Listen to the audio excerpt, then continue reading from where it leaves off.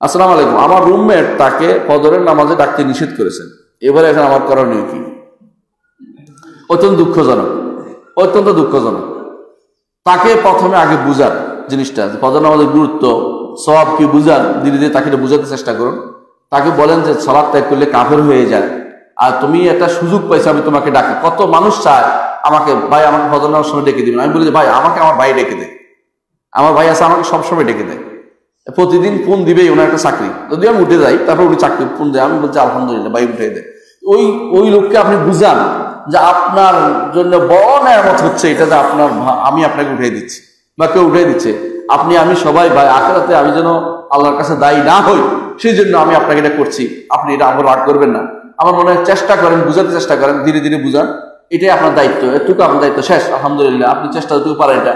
আপনি যদি কোনোদিন তার উপর ক্ষমতাসীন হয়ে যান, তখন তাকে পিটাই উঠাবে, এতে কোনো সমস্যা নেই। কিন্তু যেহেতু রুমমেট, তাকে এটা করতে পারছেন না, বলা পর্যন্তই আপনার দায়িত্ব শেষ।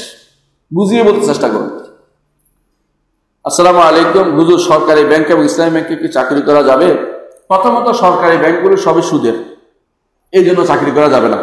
ইসলামী ব্যাংকগুলোর ব্যাপারে যদি আপনারা মনে করেন যে সুদে নয়, যেহেতু তাদের কথাতে এটা লেখা আছে সুদী নয়, আহলাল হারামের ব্যাপারে আপনি চাকরি করবেন। আর যদি আপনার মনে হয় যে না, পছন্দ হচ্ছে না, করবেন না। কিন্তু সরকারি ব্যাংকে চাকরি করা যাবে না বিলে ইজমা বলতে পারবো এটা আমি, কারণ সব সুদে, একটাও সুদ ছাড়া কিছু নেই। আপনার তো আয় তখন হারাম হবে, হজ করলেও গ্রহণযোগ্য হবে না, জাকাত দিলেও গ্রহণযোগ্য হবে না, খাওয়াইলেও কিছু হবে না, লাভ হবে না, মানে আপনি পুরোটাই হারামের মধ্যে আছেন। আর যদি কোনো ইসলামী ব্যাংকগুলোর ব্যাপারে আমি ফতোয়া দেই না এখানে, কারণ হচ্ছে আমি সম্পর্কে ভালো জানি না। যতটুকু জানি অতটুকু, যদি আপনার সন্দেহ হয়, কারণ বইতে লেখা আছে সুদ খায় না, এখন যদি আপনার সন্দেহ হয় যে সুদ খায় মনে হয়, তাহলে যাও চাকরি করবেন না। আর যদি ওদের কথা বিশ্বাস করে আপনি চাকরি করেন, তাহলে আপনার চাকরি জায়েজ হবে, কারণ আপনার বিশ্বাসের উপর নির্ভর করে, আপনার কি বিশ্বাস করেন সেটা। কিন্তু আমি এদের সম্পর্কে পরিপূর্ণ ধারণা দিতে পারবো না।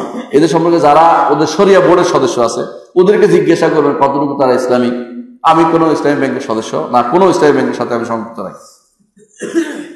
ধানের জাকাত সম্পর্কে কিছু বলুন।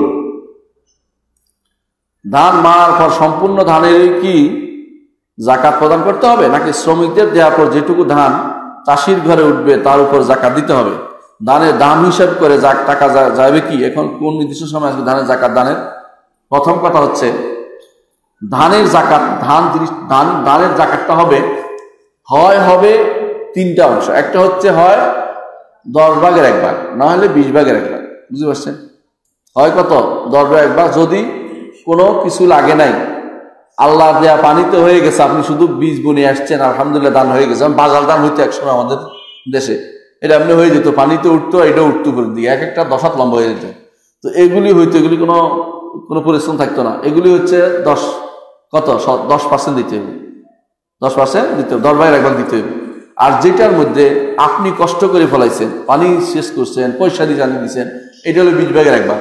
আর যেটার মধ্যে আল্লাহ তাআলাও পানি দিচ্ছে বেশি, আপনিও কিছু কষ্ট করছেন, এখানে দিতে হবে 7.5%।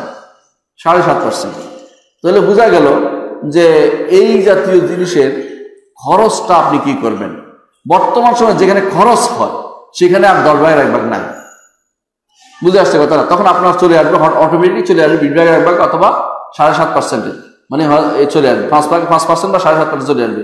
তখন এই চলে আসাটা কারণ হচ্ছে খরচটা বাদ দিয়ে আপনার এটার উপর আসতেছে।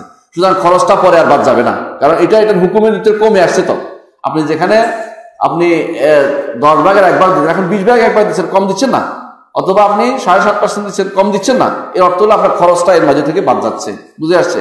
এইখানে আপনি যে বলেছেন যে মারা টানার হিসাব নয়, বা দাম দিতে পারবেন না, এখানে দিবেন যেটা উৎপন্ন হচ্ছে এটাই দিবেন, কারণ এটা স্পেশালি এটার নিয়মে এটার থেকে দেয়া, এই জন্য আপনাকে যদ্দূর হয়েছে এদূর থেকে আপনি দিবেন। কেমন?